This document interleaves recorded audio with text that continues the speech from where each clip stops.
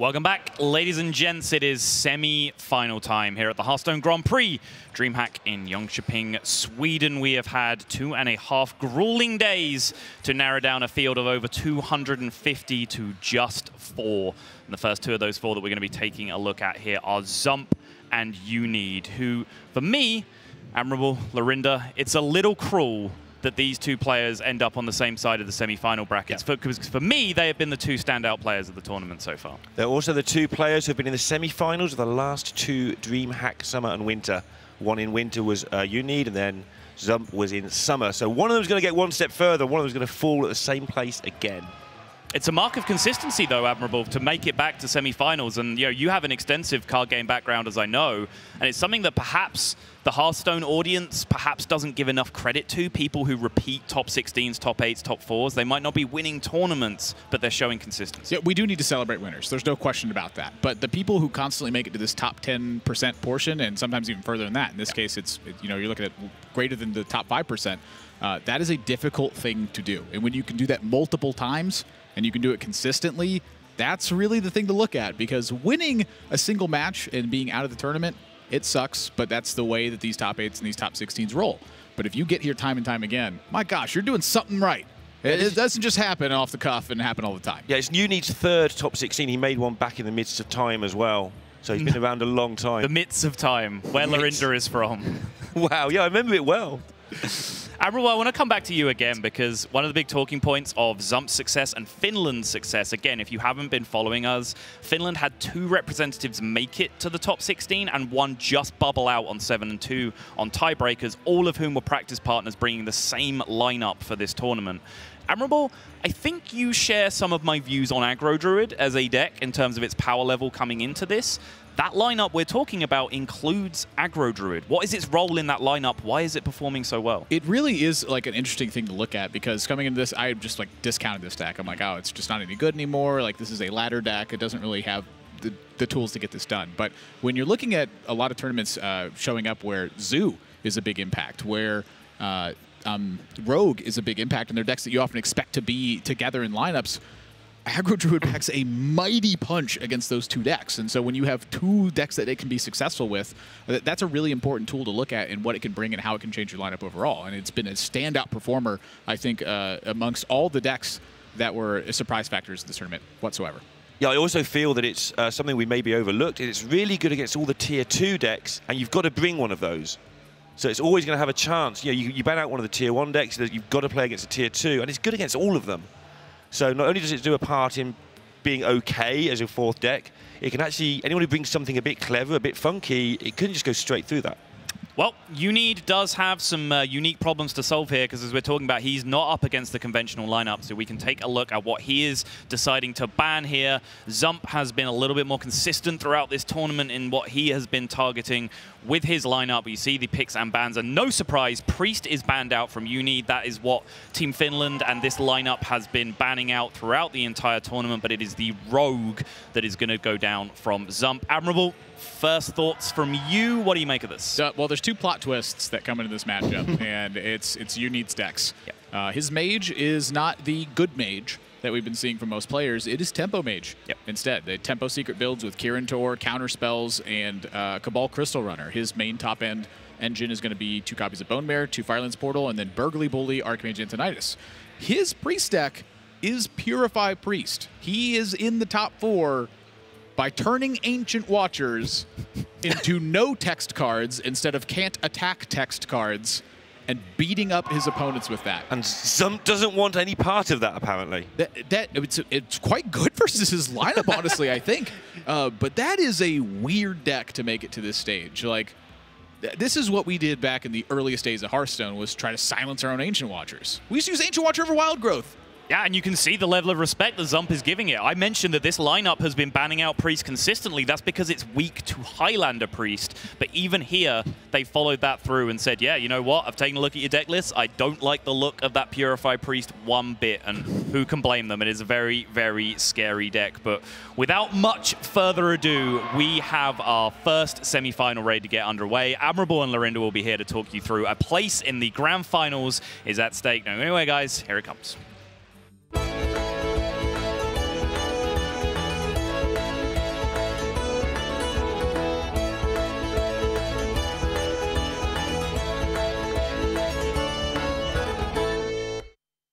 If you've ever left a review on the App Store that said you can't stand when they play Divine Spirit, Inner Fire, well, neither can Zumpp. He has banned away the Purified Priest. That is still somewhat remarkable to me at the end of the Knights of the Frozen Throne game in the top 4 of DreamHack. Yeah, and he's getting banned.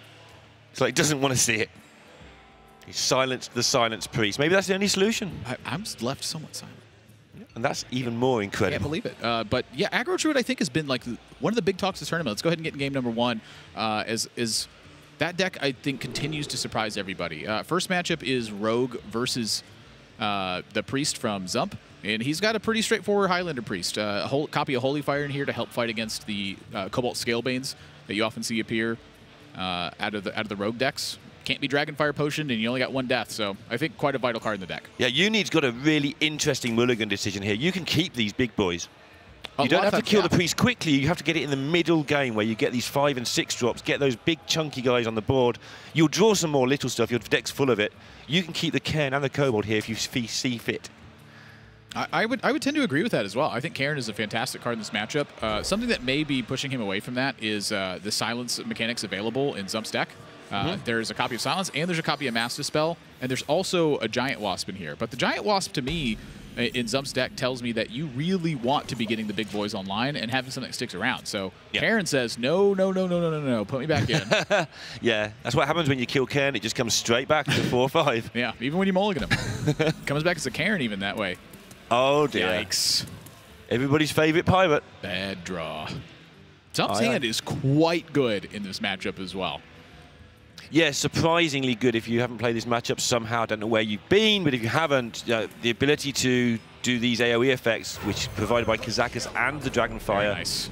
Live as good as a 3-5 body too, quite often early. And this coin, Edwin Van Cleef, is really going to throw a wrench in Zumpp's plans. He wanted to get that Acolyte down, get some multiple draws from it, and then scale past this. He's going to have to accept 1 draw here, I think, very likely. And that'll leave Zumpp to play Kazakus to try to clean up the rest of this. The Kazakus Potion, I think, shapes the way this matchup looks quite a bit as well. Yes. I mean, you assume you're going to be able to at least kill 1 minion, and usually all of them, but sometimes it just doesn't work out like that. Yeah. It's one of the typical things you want in this matchup is like the 4 damage AoE plus draw 2. But a lot of times you'll settle for just the 5 damage effect. But there's Giant Wasp. Yeah, that would have been lovely to play into that Edwin instead. It's still not the worst case just to, if you're willing to suck up the damage 1 turn, get that Wasp online, and then it really slows down Scalebane later on. But he's going to use his mana efficiently and try and just find some removal. And rightfully so. And that's going to be 5 damage to start. And I saw a draw 2 in there, but he's going to study the board state here for a moment and then... Yeah, because there was always the option to make a 5-5 demon. If you want to kill the board and put a 5-5 on the board, that's not a bad control mechanism. That's exactly what he's going to do. Interesting. I didn't expect him to. I just was saying it's a good way of controlling the board. So he sees it the same way because it's so early in the game. Damage is going to start cranking out a bit here. And now Zumpp is going to have some decisions in front of him. If he chooses to use the potion right away, it does really mitigate the effect of Dragonfire Potion because you'll often be sweeping up your own minion in this spot. But if he doesn't start handling this board pressure, it is going to get a little out of hand. 5-5 demon available with a powered shield next turn to trade into the Kobold. That looks kind of nice. Yep. That really is a way to just control this board a couple of turns. We've mentioned it a few times, and Sottle rightly pointed out that it's partially due to the deck build, but you know, Zumpp is good at looking after his cards. Look at this. Just gets the Scalebane online, and this is a great turn for Zumpp. The Wasp plus the Death. Yeah. Well, Clear Skies and a pre-invested removal spell on board. And if Unid hasn't got Cairn here, he's in such a bad spot, but he has. So at least he's got a chance. But he's not connected to face at all, so Zump's going to have the luxury of taking a bit of time over this. Yeah, I'm looking at that Lyra. And Lyra's looking back. 6 mana select a minion is not a very good one, but it draws Raza. That's better. I will take that trade. Yeah. Halfway to the 2-card combo he needs. And you don't have to rush it anyway as Priest. You just have to keep that board chundling along. And this is quite an interesting spot here as well. He's going to choose to cycle up the Circle of Healing And for his efforts, he's rewarded with an Embrace the Shadows. If he attacks with the Giant Wasp right now, he gets the first half of Karen out of the way. But if this gets Bone Mared afterwards, then he's got a much bigger minion to deal with. If he does it in this order instead, sure, there's a 4 or 5 body left, but he's got Dragonfire Potion. So the patience on this Giant Wasp now also allowed him to sweep off both bodies of Karen and net a Bone Mare for his efforts as well. Yeah, we keep talking about this patience. What allows him to have this patience is the fact that he understands so clearly what his opponent's likely to do next turn. If your opponent's likely to Bone Mare, you can see how this is going to work out. And then he's got such a clear vision of, oh, this just works. I don't need to do anything. My opponent can't hit me for 8. He's got to deal with his Lyra.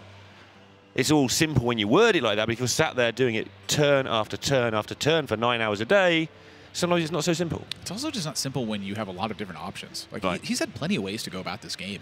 And the comfort of having the right tools certainly helps. But he has played those tools nigh perfectly when we've seen him go. I don't know why I couldn't squeeze that word out. And actually, 6-mana select a minion here is going to make some impact. Wow. Zumpp says, I will gladly trade my life total to take your Karen with a Bone Mare buff. Yeah. That's pretty insane. That's a lot of damage to take. That is a lot of damage to take. I'm quite surprised by this. Yeah, he's judged it right almost every game so far, but this is a lot he is taking here. If he has judged this correct, this is amazing. And new needs read is he can't have Dragonfire. He'd have used it. Who takes 13 or whatever it is there? I mean, down to 12 now. This is a major tempo swing, but my gosh, that is a lot of life to use. He has Raz, he has Vel, and that's quite often a way of just getting a lot of damage back. Yeah, oh my. And there's another way of getting a lot of damage back. Picture perfect draw. Yes. If you ask me. I'm asking you, is it a good draw? Picture perfect draw. Thought you might say that, and I agree entirely. Wow. That is sick. Yeah. And that is bad news for Unid. Now, he does have mind control to just take back the Cairn later, maybe? The Cairn that couldn't be stopped. He couldn't decide if he wanted it in his opening hand. Now it's in somebody else's hand. He's trying to steal it back. This Cairn doesn't know where it's at anymore. Traitor. It's been a rough night for Cairn. How do you defect twice? He's just like, oh, I didn't like it over there. Grass is always greener. Yeah, it's greener again. True that. It's going to be the full clear for Zumpp. And if you're going to steal something with Taunt, because you can't attack the next turn, but don't need it to. Does protect. This is so much. Like, he's just stolen so much of Uni's stuff. Uni did all the work on this Cairn. I'm curious if this is ever a Dragonfire turn. I mean, Cairn's at 6. Is that right? The sparkles are really... Sparkly. I think it's 6. Yeah. Your eyesight's nearly as good as mine. It's 6, yeah. Okay. I'm liking the Dragonfire here. Do you need to? Well, you don't need to, but you connect. And it gets the Loot Hoarder down. And you heal for 2. But Zumpp he goes through every iteration of this. Yeah, I'm not sure that just playing Raz and starting to heal yourself isn't bad here. Just say, come at me, I'm just going to heal for the next 100 turns for 0. Get it down there, get that hero power down to 0. It's a lot of mana you gain back really quickly. Yeah, you're putting a lot of damage on the Cairn. You just stole. You can heal the Cairn for 0. Yeah, that's true. I don't know, just how I feel about it. Get Raza down, and then you can proceed gaining 2 mana a turn for the rest of the game. You just deal so much damage with this, though. Yeah, he's going to go with this, right? Boom! Oh my goodness. 8 is a lot of damage. Damahe, as Raven likes to call it. Yeah, Raven does that. This stupid Cairn. But look, the Dragonfire was a benefit. Unbeknownst to Zumpp, putting 5 damage on that was a good thing. On his own minion. At this point, I don't know if it's unbeknownst anymore. I think he just knows everything. He just sees the entire matrix. Every possibility of every card in Hearthstone and calculates them all. Zumpp is omnipotent. So this is pretty simple. Yeah, this is a pretty easy Raza turn as well. That's another thing too, is the follow-up of it was so strong if he was able to get the Akanai down as well. And remember how much damage he put in. Just that one hit with Cairn has actually put Unid in a situation where he's got to fend off the minion damage here. We're not even looking at combos anymore. We're looking at killing people. Look at this, too. Zumpp isn't just using the hero power right away. He's having the presence of mind to think to himself, I know my opponent's got patches in hand. I know that Leroy and Shadow Step is a possibility. If I do deal 2 damage to this and attack for 3, what does it look like on my health total? Well, then I'm dead to the Cairn and Leroy Shadow Step. If he chooses to attack this and then heal up hero power himself, he goes to 18. But then the Leroy plus Shadow Step plus patches that he knows is there plus dagger still kills him. Right. He went over that math in that turn, and I wasn't thinking about it until I saw him hesitate, and I was like, that's what he's thinking about. He's also got lethal himself next turn now because of the Mind Blast, because of the ping. He's got plenty of damage. So he was trying to work out how much damage he needed to put into face to keep up the pressure for that next turn lethal. From hand with, if the Akanai survives, Velen Mind Blast hero power represents 14. Oh, I'm sorry, it represents 16 because of the Blood Mage right now. Right. It's a lot of damage. And that wasn't a Shadow Step drawn from Unid. And you need Shadow Step when you're in this spot. You need it a lot. Otherwise, you're going to get gazumped. And I don't know what that means, but that's what's happening. Gazump is a word. I figure it is. British people. Yeah, we have words. And if we don't, we just make up words. Just like that, Zumpp. Who needs Anduin when you have Akanai to do the same effect? Game 1 is going to go his way. And not a win that I think is unexpected versus Rogue, his lineup. But being up a game with Priest is always a benefit. Yeah, like you say, I think it's quite heavily favored in this, but nothing's super heavily favored. That's what makes this meta so unique, I think. But getting it over with, getting one out of the way, getting Rogue out of the way, that deck that's capable of just sweeping anything, big deal. And this is the semi-final. It's good time to do it. He's got Secret Tempo Mage and Jade Druid to face up against with his Priest deck now. We've seen very little Secret Tempo Mage in this tournament. I feel that it plays a very similar role as the Aggro Druid. It takes down a lot of the tier 2 like mess around decks, the big Priest, the big Druid, those sort of things. Yeah. And the Aggro Druid was the solution from Team Finland to this, and Unid's solution is the Tempo Mage, and at some point they might have to square off against each other. I like the Kirin start. It's quite a good minion in the matchup. Yeah. Interesting he chooses to throw the Burgly Bully. Wow. And that's why. Glyph and the Kirin.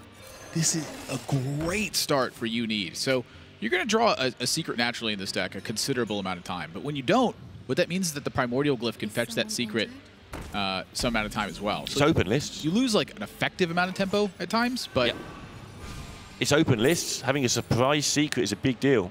Look at this. Look at this too. So now, with Frozen Clone, not exactly a stellar minion, but this Northshire Cleric represents a considerable threat to Unid. The last thing he needs is Zumpp to draw a bunch of cards and find his AoE in time. So he's looking at Flame Geyser, he's looking at Mirror Image and saying, how can I take advantage of the fact that my opponent played this Northshire Cleric online? And that's what he goes with. Stuff that he can do right now. Kill off the Cleric. Smart. Would have been so tempting to get the secret just to get the value, even though the value wouldn't be great. But he just wants... He's playing Tempo Mage, not Value Mage. That's right. And with this particular hand, if Unid doesn't draw a secret, I imagine that Arcane Intellect has some real merits next turn just to find him some gas. You know, if that Arcane Intellect draws him a secret, and then he's able to go the second Mana Worm plus the Kirin plus the secret afterwards, that could just be so much damage. But now the silence is found off the Shadow Visions. Does that tell a different tale? And the Sorcerer's Apprentice drawn, I think likely so. Double Mana Worm gonna do its thing. He's happy about this. Zump's gonna need that coin, Admirable. He's gonna need that coin. Oh, nice draw. Yeah, something to challenge this stuff with, and also obviously cycle through his deck. Wow. Now that's an interesting question there. Is this Mana Worm big enough to justify? And he agrees it is. With only 2 cards in Unid's hand and a 3rd card coming up, he says, I'm shutting off this Mana Worm. Uni's not messing about. He knows he's got a small window of opportunity here. He's going to try and take it. Jams the Spellbender as well. I like this a lot. Like, I feel that people in general worry too much about drawing more cards when they can. You can draw those cards later. You don't need cards. You've got things you can do now. Yeah, and he needs to just ensure that he can get damage. So, like, this takes out Smite, takes out Shadow Word Pain from killing a Sorcerer's Apprentice in this spot. And it also sets up a draw for Cabal Crystal Runner. Yep, and there it is. But now the question here for Unid is, if he draws a secret off of that Arcane Intellect, how good does his hand look? Very. But is it good enough? Yes, it's a tricky equation because he's got a very good chance. There's 4 secrets in here. And now Zumpp, with the Radiant Elemental online, I think he still might want to check for Counterspell in this spot. Yes. There's 2 Counterspells, 1 Spellbender. So I think he checks with the Circle of Healing, sees that it's just not there, and then rips the Dragonfire Potion. Like, this is a lot of damage to accept. This is a nod to open list, by the way. 1 Mirror Entity, 1 Spellbender. And 2 Counterspells. Yeah, the double Counterspell. This is just usually go with 2 and 2 on ladder when no one knows what you're doing. When your lists are open and your opponent can play around them, they're not secret anymore if you know what they are. So you've got to disguise them in some other way. The world's worst kept secrets, open deck lists. Look at that. That open deck list. I think likely to have net him a card anyway. Zumpp strikes me as a player who understands the importance of making the most of the situation. Yeah, very much so. Okay, well, there's a whole load of damage, but not a whole load of board coming out of it. Yeah, and I think the Kirin Tor is a likely play here for Unid. No value from it, but does get a 4/3 body to start pressuring again. And that damage is going to be his critical measure. He does not have the long game to really handle Zumpp. He does have the Burgly Bully plus Archmage Antonidas. He's got to draw those, and he's got to have them come to fruition. So step 1 is damage. So Zumpp's first thing to do here is decide, am I coining Anduin next turn? The answer is usually yes to that question. But I do think the Lyra is quite powerful. Right. And the Velen alone will represent a threat as well. Like, these minions, I think, are liable to pull burn damage from Unid, regardless of whether or not Zumpp actually uses the coin with this. So I quite like this. Yep. At some point, you've got to decide what you're going to do about this coin. Lyra was a 5-mana Tazdingo that turn. And sometimes Tazdingos are good enough. And Velen is a War Golem right now. And yeah. If you need Bone Mares and attacks over this, Shadow Reaper Anduin's just ready for it. Yeah, he really is. Great use there. Says Burgly Bully's enough. I can pressure through this. I don't need to Bone Mare. The Bone Mare's made for other matchups, not to play directly into Shadow Reaper Anduin. Zumpp needs to get a good handle on how much burn he thinks Unid has, as to how much damage he can afford to suck up before he has to start doing something about it. He knows they're in this standoff situation with this Anduin.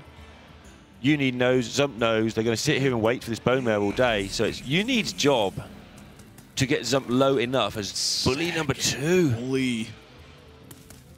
That's a big draw for Unid right now. These 4/6s are so good against Zumpp, and now the Archmage gets drawn. And I think this is too much for Zumpp to handle. It's looking like this will push him over the edge. All your removal spells are just bad against 4/6s. Who knew?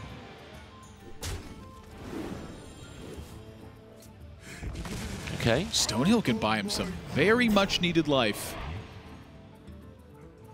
Oh my. Are we going to see the Footman of Doom? We're going to see the Obsidian Statue. Yeah, he's got time, and he's going to stabilize pretty well with this if he doesn't die. Does he have time? Frostbolt, Hero Power would deliver 8 damage. I don't think he needs to do that, of course. What about like just like Archmage Coin Fireball? Yeah, Archmage might be really good here because there's not an easy way for Zumpp to deal with it and still have mana to do anything else useful. Interesting. Because these 4/6s are putting on so much pressure. He can always Archmage later on, too. Yeah, he's delayed the card draw earlier. This is like as close to checkmate as you get, I think.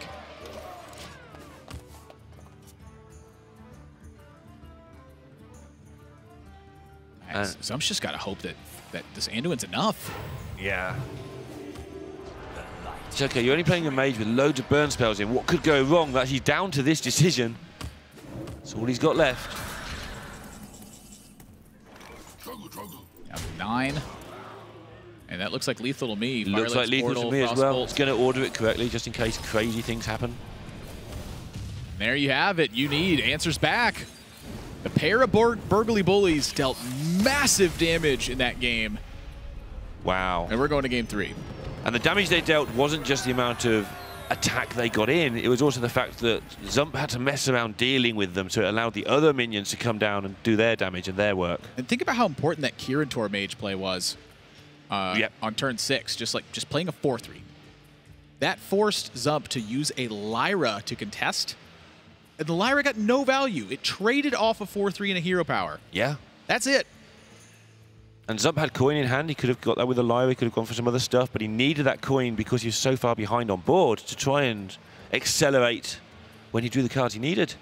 His play was designed to try and set up you need to play a Bone Baron and the Burgly Bully and then attack right into the Anduin. And don't forget, there was a Dragonfire potion blew most of that board up. Yeah. I mean, Uni he didn't bite on the Bone Bear, which was fantastic recognition from him. Yeah. To know that that would have been a losing play in that spot. This is going to be a short game 3, one way or the other. There's 1 3-drop in the hand between them, and everything else is cost fewer than that. This is going to be absolutely mad.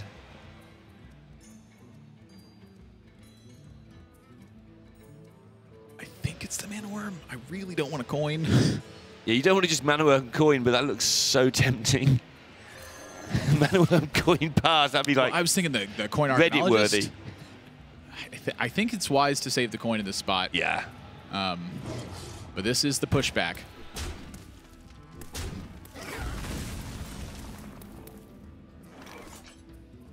And now Arcanologist looks by the good. captain. Mirror, mirror on the wall. Who's going to win game 3? Not a very good question for them. I think the early advantage is to Zumpp. Yeah.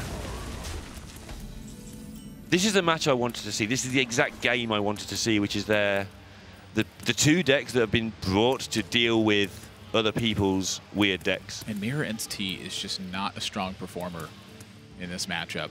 You don't want a 1-2 for 3? No, I do not. Okay. And Counterspell, I do think is quite impactful in the matchup, where it shuts down Mark of the Lotus, perfect setups. It shuts down a lot of Power of the Wilds, and it can even stop Savage Roar or Living Mana. Yeah, if you get the timing right, which... But I don't know if he has the time to actually try to risk that. I think that Uni's in a position where he may have to play the Counterspell and just hope it's some disruption. And it looks like he wants to pair that with the Sorcerer's Apprentice as well. I mean, this is a turn that is very likely for Zumpp to play an impactful spell. You know, 1 minion plus a 2-mana spell is very likely here. It's not going to happen, we can see that, but... Checks for Mirror Entity. Nothing happens. So now, the question is, do I want to check for Counterspell? Because I have Living Mana on the following turn. So if he Savage Roars here, and he sees Counterspell, he can hit face for 4, trade in the Direwolf Alpha, and then Living Mana for 5 tokens on the following turn. Well, the other thing he's got to ask himself is, will my opponent bother playing Spellbender here just for the sake of 2 marks? Mark of your... yeah? I think it's worth it. I mean, that would make sense for protecting the Sorcerer's Apprentice perfectly. Yeah. But you also know that your opponent knows that you know, so... He's going to check it, though. I like the check. Oh, there's the check. You might be checkmate in a minute. That was a missed point of damage there, however, from Zumpp. Yeah. Killing off the dog first. That's right. And Mirror Entity is going to try to represent a second counterspell. Yeah, because Uni knows that last turn was weird. Look at that. Delays the Living Mana by a turn. What a sequence of turns there. Uni knows the previous turn was weird and worked out why, almost certainly. So he played a bluff that gave him another chance, gave him another turn to find that second counterspell. And so now, will this be enough time that he's gotten, though? He's got more repetitive damage coming in. This captain's dealt 6 at this point, and it looks like it's going to deal 9. His contest right now is Burgly Bully, and he's drawn both Firelance portals on turn 5. Yeah, he needed that second counterspell right now. Of course, this isn't enough. Oh, my. I mean, you're saying, oh my, you can just afford to go wide here, right? And just save that Living Mana for a reload. I think so, yeah. The captain is quite a good draw. in that instance. Tempo Mage, of course, not a deck that plays Blizzards or Flame Strikes or anything like that. So it's got to do all of its damage 1 minion by 1 minion. So he's going to take just the living mana right away. I don't blame him either. This prevents it from getting hit by counterspell. It does. He's seen that Uni's trying to slow him down. He knows he's not there, so. And oh, Primordial Glyph, it does play, however. So opportunity is not there. Yeah, that was the opportunity he needed to find those spells I was just talking about. This aggro Druid, I was talking to Stottle, I think it's performed incredibly well when we've seen it. Even the games it's lost has been pretty close. It's about the tournament metagame is the thing. I don't think aggro Druid's a deck you just slam on ladder and expect it to have the performance it's had like this weekend. It's the off decks that it's really performing that well against. You know, the third bests and the fourth bests in terms of the tier order that you know we accept to be a real thing. It performs so strong against them. It's been dominant throughout. That is such a clever piece of deck lineup design to realize, hang on, we can't do anything about the top 3 decks much. They're kind of set in stone. How do we go about, instead of how do we build a lineup that beats all of them, how about we just pick on the 4th deck? And then not worry about what it is because we beat all of the 4th decks with this thing. And the key is to have a deck that has game against the big ones as well. And aggro Druid is a deck that can blow your opponent out of the water. Right, it's not like it's 2080 or something. Yeah, they can like fail a threat check. Yeah. And that's game. Yeah, we were talking about Zoo for the longest time in this tournament as being the deck that, oh, it's actually okay against the main decks. Well, this is a slightly worse, but it beats the others. Desperate times. Desperate measures. Ice Block buys him a turn, but then he's out of glyphs. Yeah, he's out of the card that he needs to draw. That's a bad spot.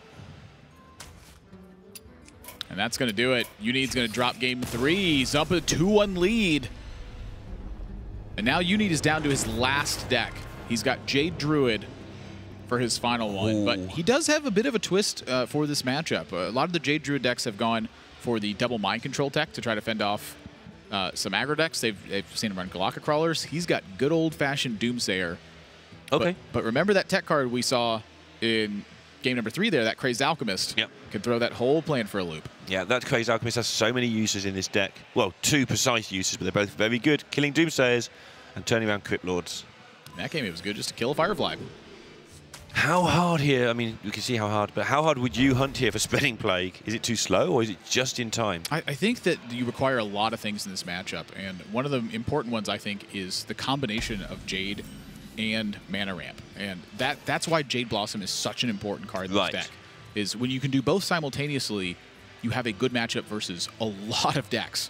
When you do one or the other, it depends on the matchup on which one's more important and which one's better. I would tend to say Jade is better versus aggro Druid, but you need the combination, I think, to fight really well. Yeah, it's really hard to judge as well, the whole who's favored here, because it's so reliant on 2 or 3 cards. You know, a lot of the time this game will just be over without that Spreading Plague. But how often do you do it? How often is it actually impactful enough? And I actually like the aggro Druid. And Wrath is a card that is typically good versus aggro decks, but it's quite weak versus aggro Druid. Oftentimes you find yourself in this board state, and you feel the need to kill a minion because it will just get buffed later on. 2 mana, kill a 1/2, which is half of a card. Honestly, I think it's very important for him to be doing this as well, because the threat of Direwolf Alpha, and again, the threat of a wide board state with Mark of the Wild. This also cuts into the turns that Zumpp reaches Critical Savage Roar. And he has that Savage Roar ready. And Uni's going to be trying to get towards that Plague in time. But you can't just have the Plague, you need something with it to back it up, as you were saying. It's a thing that's important. And this is getting scary. Yeah, the second you get 2 minions behind a taunt, scary is a good word. Mark of Yashiraj available for turn 4. There is Fandral. I'm sorry, the other guy. Malfurion. Malfurion, Fandrel's mate, I assume. So ramp crystals. Let's ramp some more crystals. And let's hope that these crystals can make something happen. Because they're going to need to. Well, that's the Doomsayer blown apart. That's 20 damage Zumpp can deal this turn with Savage Roar. Say that again? And the Crazed Alchemist. He could have dealt 20. Oh, not this turn. The next turn. Next turn, yeah. And it's going to be... I mean, has to cast Spreading Plague next turn. And notice that Zumpp is not playing this Pirate. He knows that Spreading Plague is the card that could tip this scale too far. Yeah, just check this health total anyway from You Need. You need more than Spreading Plague here. You need a miracle. Luckily, Druid plays about 26 miracles in its deck, so it's still got a chance. I don't know. I think he's going to die. This is a Scale Bane that can be played. And as Sottle was saying earlier, this is just going to get chewed through again, the Spreading Plagues. And even something crazy next turn is like, with the Bloodsail Corsair in hand, Zumpp can summon the patches. Okay. He can flip around one of the 1/5s, use the patches to trade over that.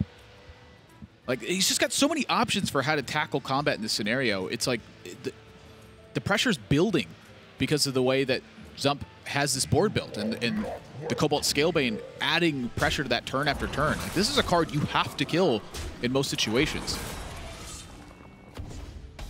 And You Need just has... He has the answers in the short term, but he has no way of generating his own fight back. Has no way of generating any pressure.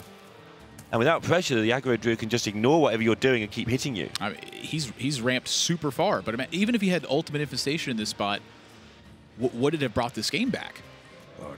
The mana ramp wasn't the important facet. The Spreading Plague wasn't even really the important facet of this game. It was the combination of being able to get board presence and get a little bit ahead on the curve.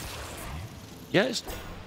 Another turn he's got to go through here, but Zumpp's board is just getting bigger as it goes through these plagues. The plagues aren't actually getting rid of things, it's just giving You Need one more top deck, but the trouble is the one more top deck, not like the game we saw earlier where the big druid was actually eating minions while buying time. This one's doing nothing, it's just buying time for the sake of buying time.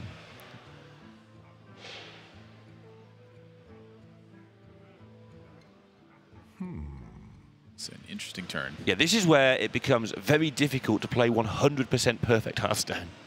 So many interactions going on here. Also, look at Zumpp's hand. He's got more cards than the defending deck. You're playing against Jade Druid, or you're supposed to have like the small hand size and be all in by now. This is all brought about by a coin Firefly token, by the way. If he didn't coin the token, like, this would have been such a worse position. It's so crazy to because that Wrath only dealt with half the board instead of all of it, and snowball from there.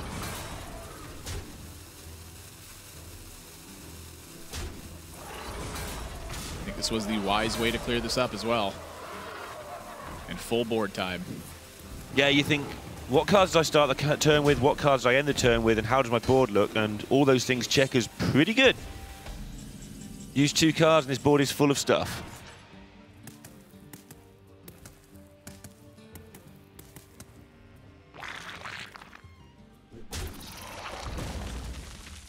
And Savage Roar is looking like a good Hearthstone card at this moment in time. It's quite a good Hearthstone card right now. You Need is in his 3rd top 16 at DreamHack, his 2nd top 4 in a row.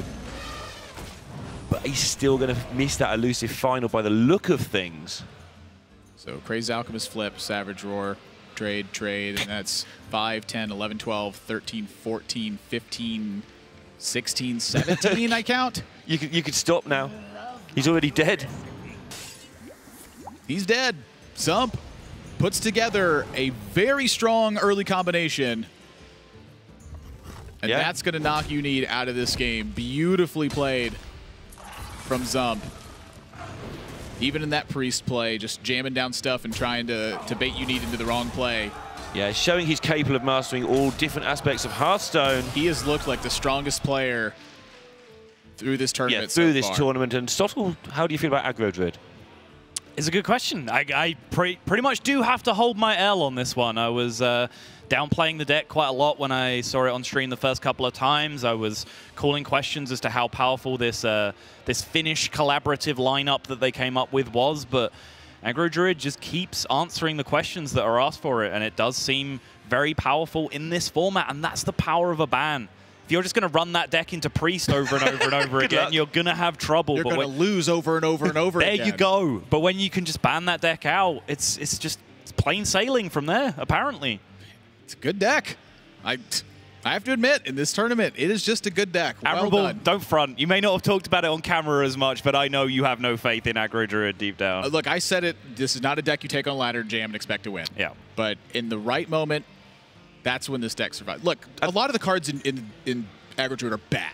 But bad cards have a purpose. Therefore, when your opponents are playing cards that happen to be weak to those bad cards. That's why they're bad, is they're too situational. And the clever bit, the reason we haven't seen this much before is identifying, okay, when we ban Priest, what happens? What happens to my opponent's lineup? Yep. What lineups might they have? How does it affect it? And somebody goes, boss, I think Aggro Druid might be good. And then gets thrown out the window. And then everybody else sits around and thinks about it. What if we just smoke him? Yeah, good idea. Great idea, Bob. Give that man a raise.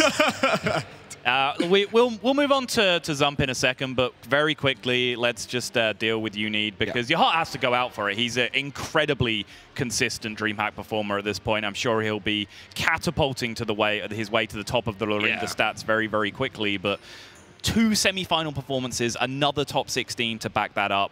We need to make sure that this man sticks in people's memories, because he is clearly a very, very strong player. You don't get that level of consistency. And a few things I want to point out specifically about him and things that he did differently in this one. Number one, he brought the Purify Priest. I think that during the closed decklist portion, this threw a lot of people for a loop, and he probably picked up a lot of surprise wins off the get-go playing that deck. Number two, he's teched his Rogue a little bit different. He's included the Lotus Assassin. He anticipated certain decks being a very powerful thing against him, where Lotus Assassin can sneak back under stealth and continue to take advantage of the game plan that Rogue typically has. And then the mage build as well, being the secret tempo mage. I imagine just like the Purify Priest, it caught a lot of people off guard during the closed decklist portion. And flashback to where he didn't play the Bone Mare in game 1, which won him the game. He just delayed it one turn to see if Anduin would come to play or not. And that just gave him those extra burgly bully pushers, you know, or the extra pushes for something anyway.